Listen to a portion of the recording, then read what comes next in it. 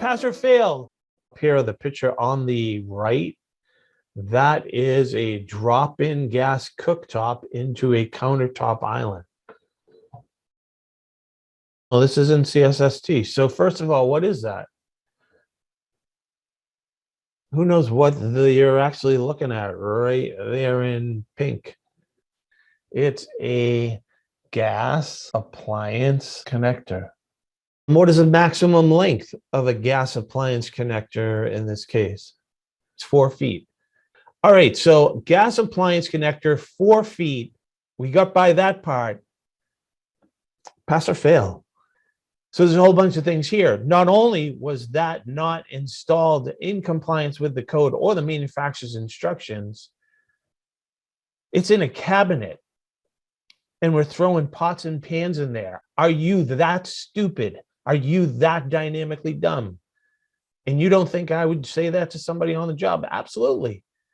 Because somehow this dude got his license and you have no idea how to install a flexible gas appliance connector, and you are clueless and have zero common sense regarding how they should be installed when they're subject to damage.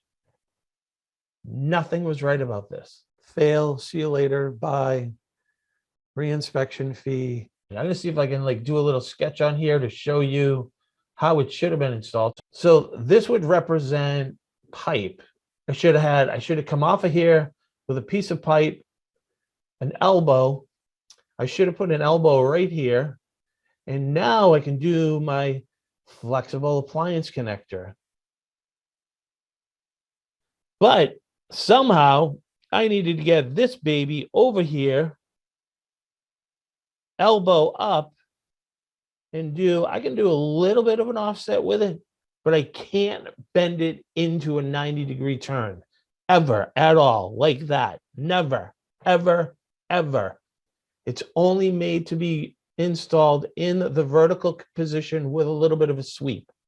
That was a shocking state of events. For those of you who know, that was cool.